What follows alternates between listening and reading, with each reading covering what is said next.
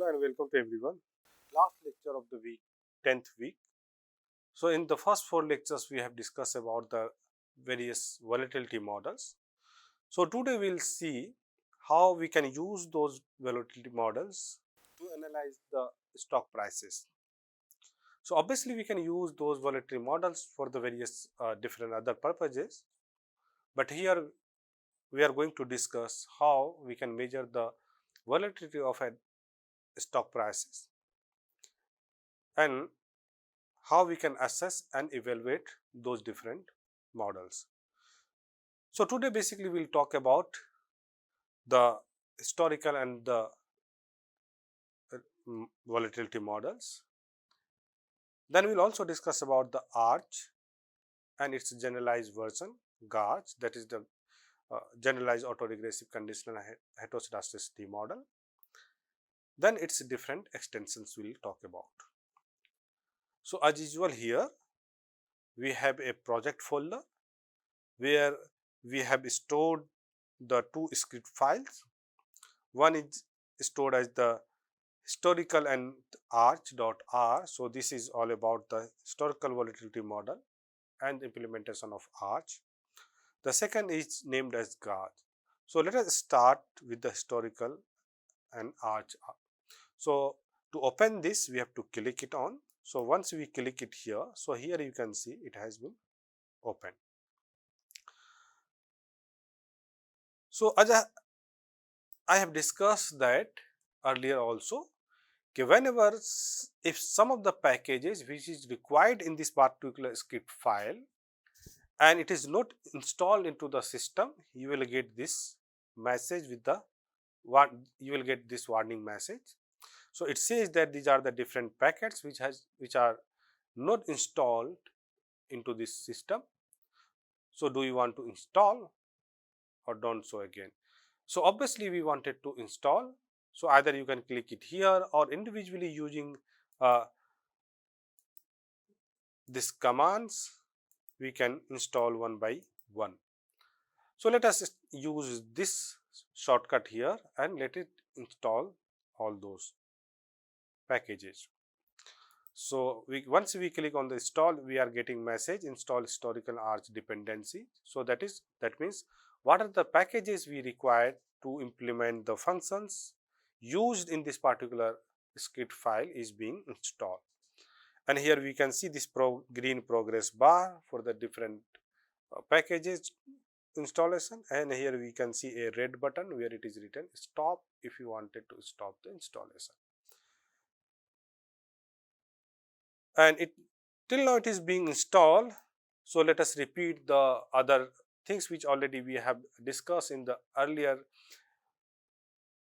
lectures, that the first area here in the script file is about installing those required and loading those packages. So these are the various packages will be used here. So here we have used the library function to attach those packages into this particular session, and here I have mentioned why these are the different packages for which purpose we are using. Obviously sometime we have used for other purposes also, but some of the purpose we have highlighted here. For example, the package quant mode is being used to download the data. So in this case I have not pre-downloaded the data and keeping it in either XLS or CSV file. Rather than we will be directly downloading from the web. So the first task here is the downloading data and cleaning the data. So the first aspect is downloading the data. So we have used the function get symbols. This get symbols package, the function we have used from the package of quant mode. The first argument is where the data should be stored and what should be the name of that particular data frame. So that data frame is tcs.ns. Then the second is src, that is the source. So we are using Yahoo Finance. So for that we are writing only Yahoo. So similarly, there is the Google Finance, you can write the Google. So through quant mode, this we can you use different sources to download the data. Then here we are specifying from, so from which date we wanted to download the data. For example, you can see here we are downloading the daily data, and the date we have specified the 1st of January 2015, and we wanted to download till the 1st November 2024. So for this range we are downloading the data. So this function also sometimes needs the frequency. Suppose if you are writing only monthly data, the years only, and the month here, if you are writing only month or the year, then they may ask what is the frequency of the data. So if it is yearly, we can say 1. If it is monthly, then we can write 12. If it is daily, we can write 255 or 257, depending on the number of trading days or the business day. So let us run this particular code. To run that, we know that either we can keep the cursor here, then click on the button run here, or we can use the shortcut Control and Enter keyboard on the keyboard. So I am using Control and Enter. So once we have done, so we are getting the symbol that we could not find the function get symbols. So here you can see this red text. So why we got this symbol? Because we have not attached these packages. So therefore the R is not able to recognize this particular function get symbols. So let us first attach all those packages here. So here we can see every package is being attached here.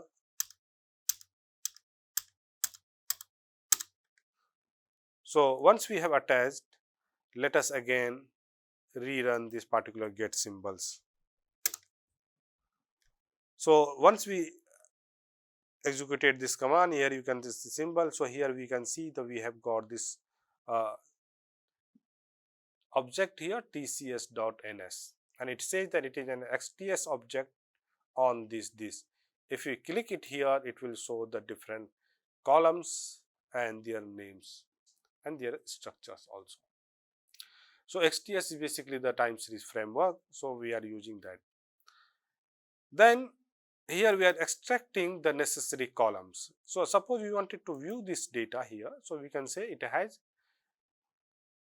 open, high, low, close, the volume adjusted.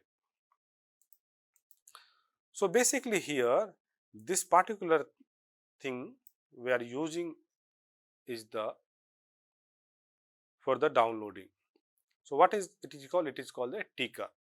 So ticker is basically to identify a particular stock prices. So this is tcs.ns is the stock prices of the TCS. So that ticker for that particular series is tcs.ns. So whenever you wanted to download, you have to identify that ticker.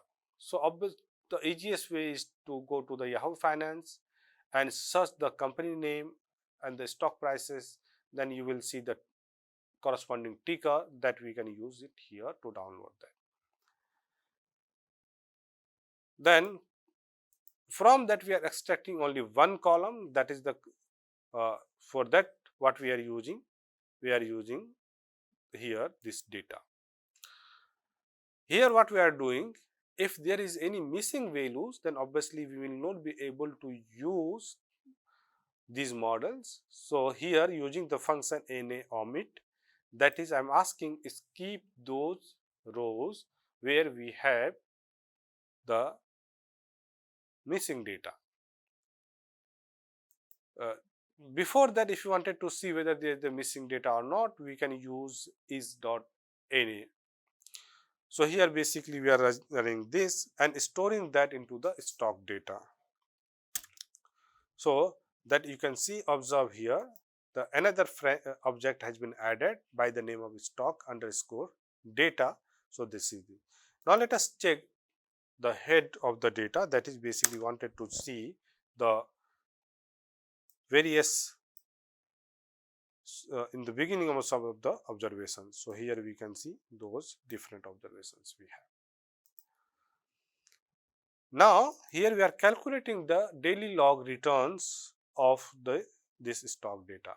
So I am keeping the name RTCS, that is return of the TCS. How we are calculating?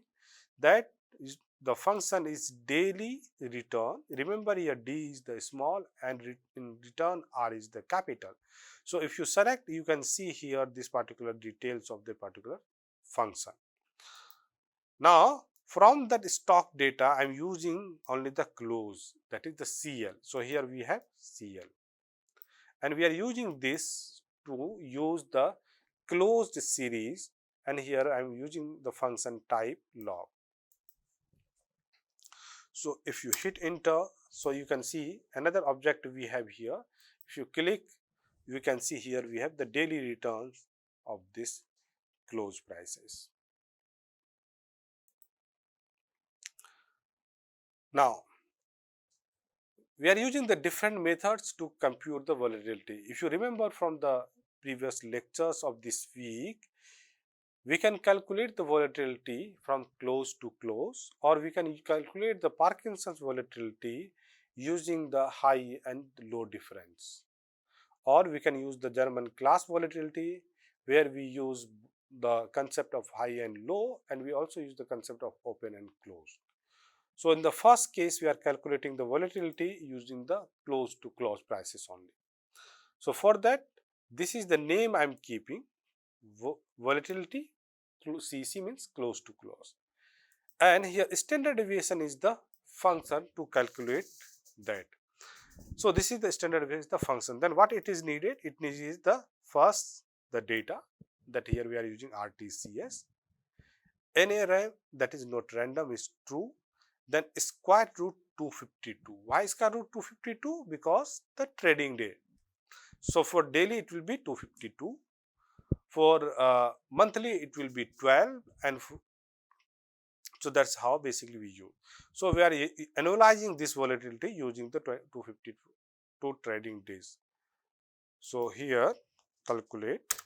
So here you can see this particular object, volatility under close to close, has been created. Then here we are using this particular function to create and show that annualized volatility. So if you run here, so we can see the result here, annualized volatility. So that is 0.235417. It's quite low in case of the TCS. Now similarly, we are using the Parkinson's approach to compute the volatility, where we are using the basically high and the low. So here we are, therefore I have used H1, that is HL, high and low range, to store that particular volatility. So now what we are taking, log of high stock data minus log of low stock data, square root, square, that is nothing, the volatility. So basically we are using here this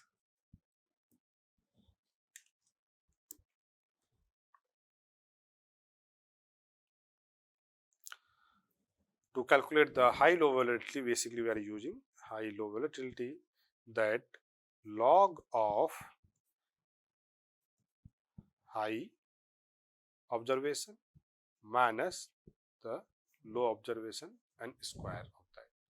If you recall, the return we calculate for any series, log of xt minus 1.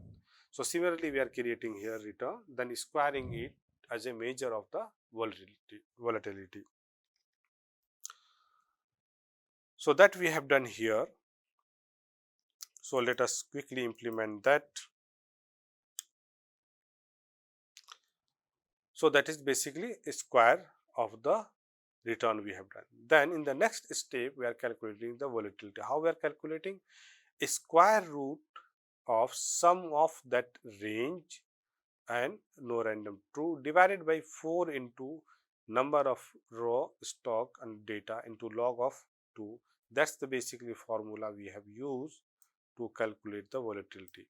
Then at the end we have multiplied square root of 252 to make it annualized. So let us calculate here. Next again we are using to store the data here. So we can see it is 2185,728. Similarly, we can use the Garman class approach to compute the volatility, which takes care of both high and low as well as the close and open. So the both the squared has been calculated the same way here. Then the volatility we have calculated using square root sum 0.5 of the high low squared minus twice into log of 2 minus 1 into square root co-squared. Then we have used number of raw stock data in the square root of 252 to annualize that. So let's implement this, and again here we have the volatility score. It is given 0.220985. So we have calculated the volatility using the three different measures, though there are the other methods we have discussed theory, but due to the all the process follow the similar approach. So therefore we have taken here the only three examples. Now I am comparing those. For the comparison we have created use the data frame function. We are creating the data where we have the column names, the different methods, then analyzed the volatility into the second row. So let us say here, so now we are storing that into the volatility comparison object, and here we are printing that. So here you can notice this, the close to close volatility we have taken, then the volatility is 0.23, whereas the Parkinson's high low volatility is 0.21 and German class 0.22. So in case of the close to close, because we are not taking consideration of the intraday dynamics, so it is showing a higher volatility. However, in case of the Parkinson's, because it is capturing the intraday, not the others, so it is showing 0.2, that is the 21, that is the lowest one. However, German class, because it takes the both close to open and the high and low, so it also takes intraday structure and the overnight structure of the data. Therefore it is 0.22, and it is assumed to be the better because it is a mixture of both the extremes. So we can plot a histogram of also for these values. So that's the here we are doing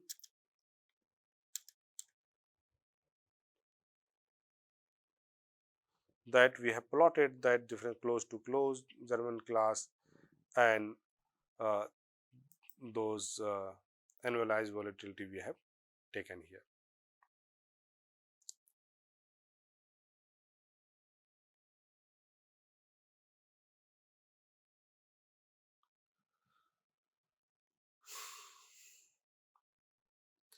So what are the conclusion we can get? Okay, close to close volatility is slightly higher as it does not account for the intraday trading, whereas the Parkinson high-low method shows lower volatility as it focuses on the high-low range, ignoring the closing prices, whereas the German class method, being a hybrid, strikes the balance and is more suitable for the accurate volatility estimation. Now, we are using this historical volatility model to predict the volatility. So, first historical volatility I am using the close to close to create the historical volatility here.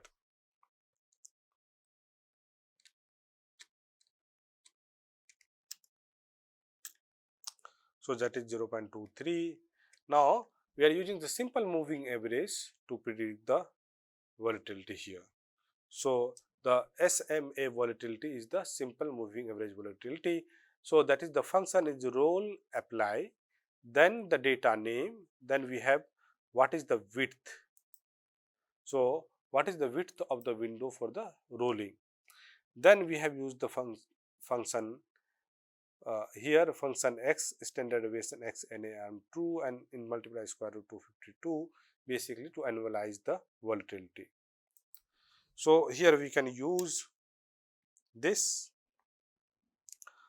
Similarly, we can use the exponential moving average method using the function EMA from the package TTR to calculate the volatility. So basically here we are using the square returns, then we are calculating the volatility here, square root of the EMA volatility square root 252.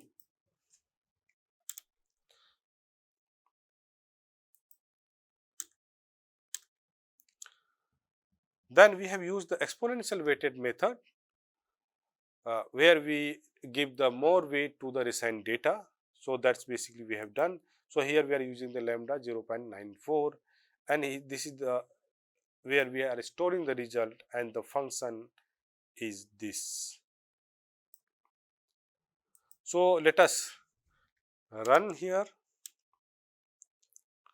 So that is the exponential moving average volatility.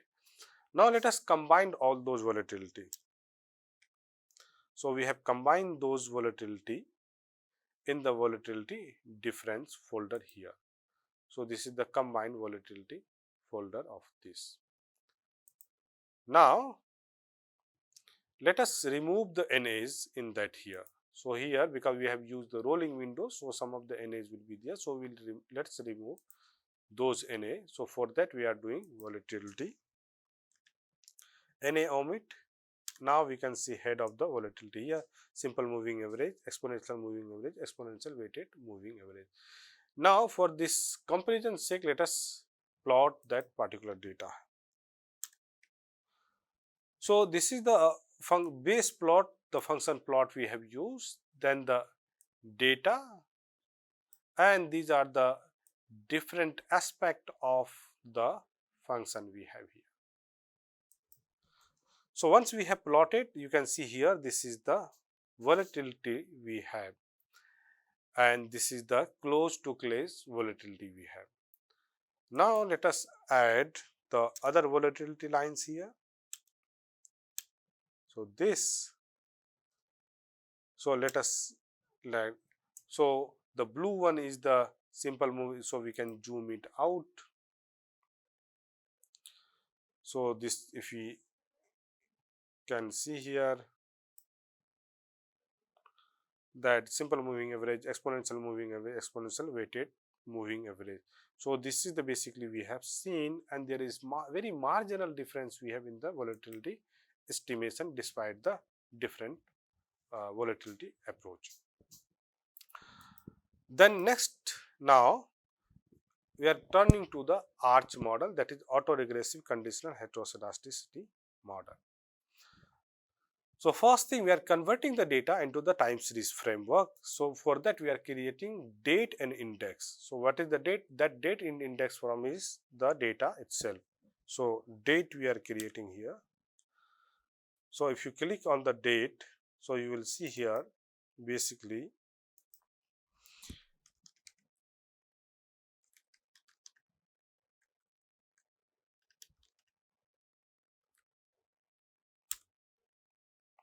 so this is the characteristics we have, and it is basically observing, recording the only date here. Now first thing, let us plot it. So this is the plot of the log return. This is the plot of log return.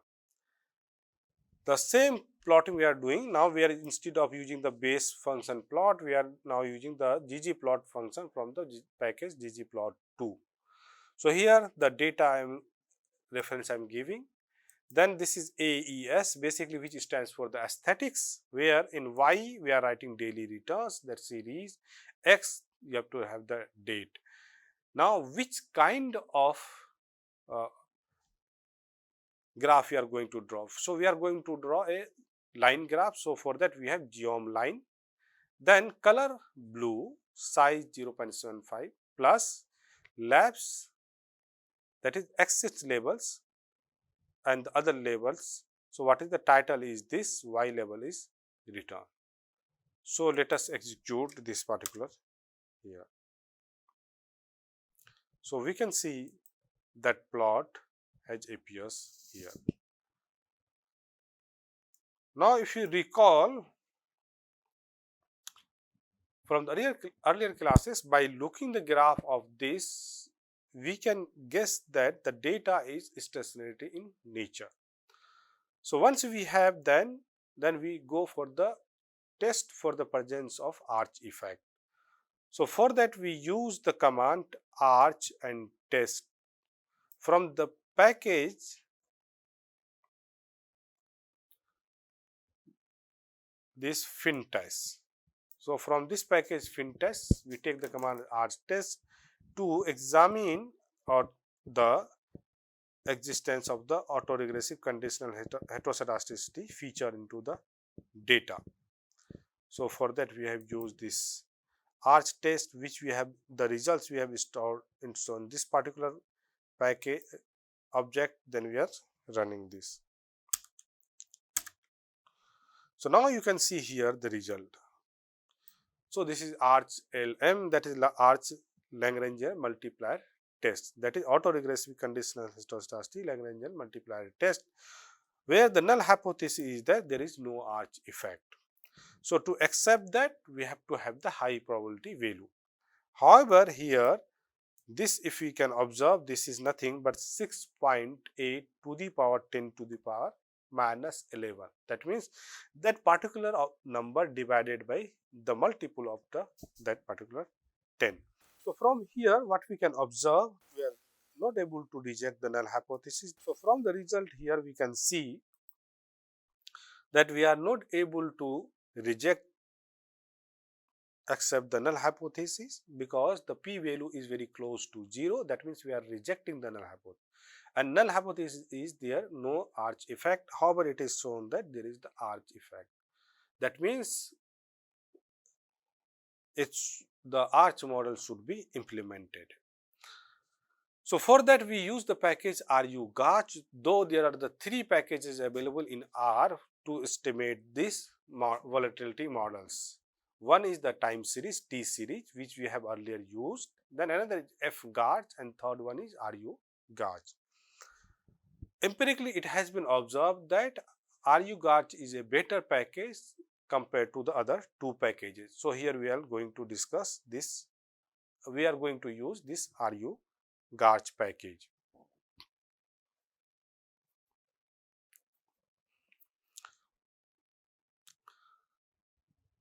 Then to implement the arch, we have the 2 parts of the function. One where we specify the structure of the arch. In the second case, we use that given specification to fit that GARCH into the data. So the first function is U-GARCH spec, that means univariate GARCH specification. So where what we have the different many options we have. We can choose how to optimize, which method to use, what are the we can choose what should be the simulation steps, number of simulation steps. Then we can also choose the distribution of the error terms in the mean and variance equation, what will be the equation of the mean structure of the mean equation. Every aspect we can choose, or we can keep according to our assessment. So here we are giving variance model. So the second equation of the ARCH-GARCH model. So if you recall, in the ARCH, what we have in ARCH, we have that RT is equal to mu plus epsilon t. Here epsilon t follows a mean 0 and conditional variance HT. So HT here in case of ARCH, what we assume, it is alpha 0 and it depends on with the some coefficient in sub epsilon t minus square. So that's what we call the variance equation, and this is what we call the mean equation. So here also what we have, the first is the variance equation. So here the list, so that is listing that the model is ARCH, so that is basically the family is the ARCH family. Then the GARCH order, that is C10. C10 means we have only ARCH term, no GARCH term. If there is no GARCH term, that means it becomes ARCH1. Then mean model, that is the mean equation, list ARMA order equal to C00. So here we are assuming, we are not giving any ARMA or ARIMA structure for the mean equation. Include mean, true, yes, we should include the mean. Now let us store that into the ARCH specification. So that has been stored in the object ARCH specification.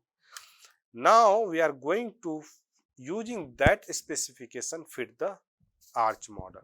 So for that we have command ugarch fit, and the results will be stored into the ARCH fit. And here spec is ARCH spec. So basically we are referring to here.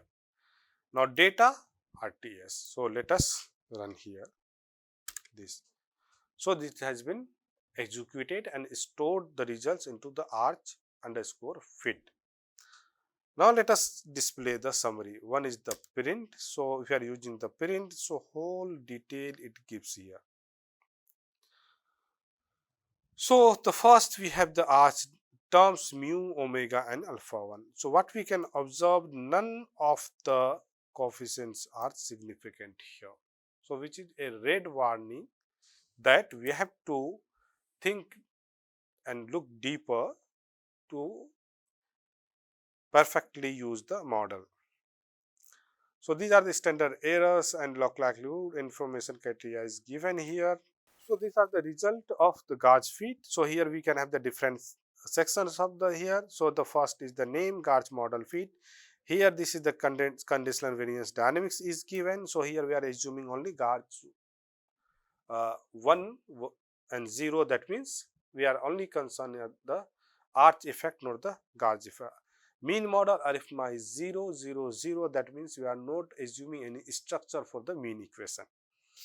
Distribution, we have choose the normal distribution. Then it comes the optimal parameters. So optimal parameters we can see none of them is the significant here. So here we can observe that all these three, mu, mean, omega and alpha 1. So all three are the significant because the p value is close to 0. That means yes, there is the variance structure into that, and these are the basically robust standard error we have.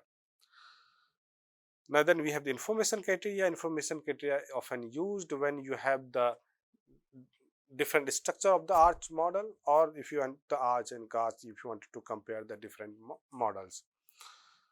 So then we have used the junk box test on standardized residuals here. So this is the basically statistics, and this is the p value. So p value all of the 0, and this is the weighted. So null hypothesis is no serial correlation, but it seems there is. So here we have the p value very close to 0. So that means we are not accepting the null. So that means there is the problem of the ARCH. So we can increase the lag to accommodate this. Then we have weighted long junk box test. So again here we are seeing the high probability. Then we have a weighted ARCH LM test. So these are the p value which is basically high, and here the null hypothesis is no ARCH. So that means we are accepting that null, there is no remaining ARCH effect. This Navier stability test is basically test the estimated parameters is stable over the period of time. If you do change the sample, does it change? If it is the case, so here this is the critical value and the tabulated value we have. So here basically we have idea that null is there is no structure. If there is the structure, then we will basically use this different matrices to assess that. If you are able to reject the null, that means there is a structural change. If there is a structural change, then we have to resort to the different models which takes care of the structural breaks. Then we have the sign bias test. Sign bias test basically is for the leverage effect. So the sign bias and negative sign bias, positive sign bias, joint effect. So all of this showing there is the asymmetric effect into this particular series we have. Then here we have the plot arch fit. If we enter here, then it in this case what happened, once we use this particular command here, so here we get the result. So plot arch fit. Now it's so here we have from 1 to 12 the different aspect. So whichever you wanted to draw, so here we can put that number. Plot, you can, for example, suppose I wanted to see ACF of the squared observation, that is on the 5th. So let us put the 5th here and hit enter or execute. So here you can see ACF of the squared observations is plot. So for that, for example, plot. Now here we have to put 0. So telling that I am not no more interested in the plot. Then here we have plot arch fit, which is 10, the irregular diagnostic plot we have. So if we implement, then here we have this particular plot. So we can observe still there is the ACF. So here is we have the ACF, and here we have the ACF, and here we have the ACF. So let us take the ACF of that. ACF is standardized residuals, arch fit.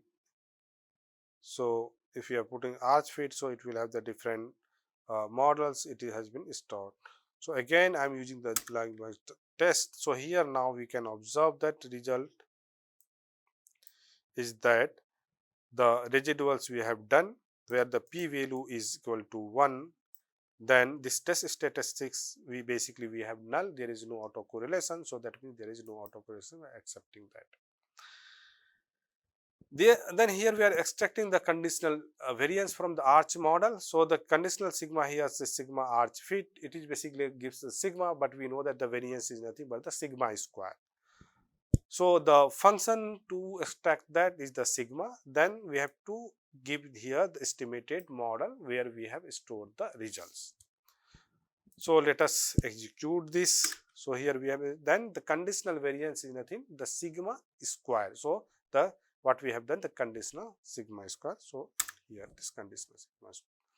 Now let us see the few observations of the conditional sigma, that is the conditional variance. Now we are plotting that using the base plot that is here. So here we can observe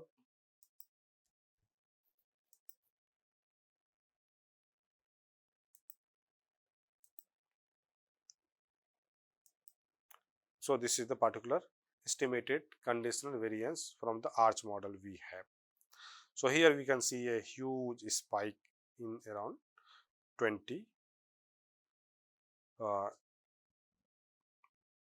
So the first half of the 2020.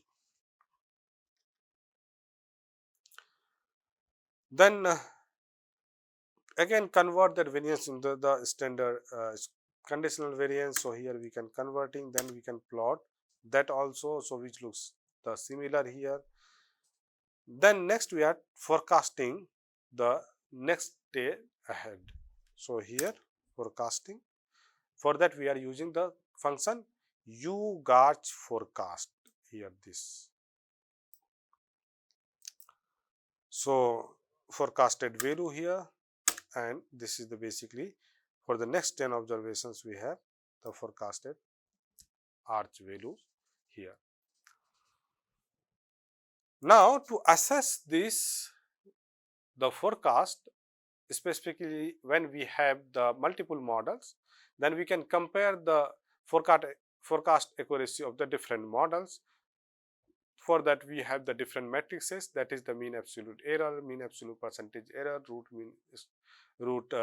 mean square error. So those are the basically different aspect measures we have. So for that what we have done, again we have used arch fit 2, that is the second. The same specification I have used only thing for this to be work, what we have to add it, we have to add it out sample equal to number of observations. So this basically says that keep this much observations for the comparison. So that's basically what we are doing here. So we are estimating the R, the same specification, but again adding the out sample this particular command here, so that we can use the forecast evaluation matrix here. Then we have ARCH forecast. You got forecast, we have taken again 10 horizon. Now by using the function FPM on that particular forecast which we have done. So ARCH forecast we have done. So if we execute, then we can see these are the mean square error, mean absolute error, DAC and number of observations, all those statistics to assess the forecast it has been given. All three measures, in fact there is the another measure, mean percentage absolute error, all those is basically lower the value, better the forecast. That's the basically we have. So here we have discussed how to calculate the volatility using the different methods, then how to use the historical volatility model to estimate the volatility of a series. Then we have used ARCH model, we have estimated the ARCH model using R. Then we have seen that various aspect how to evaluate and as well. So in the next we will discuss the GARCH model.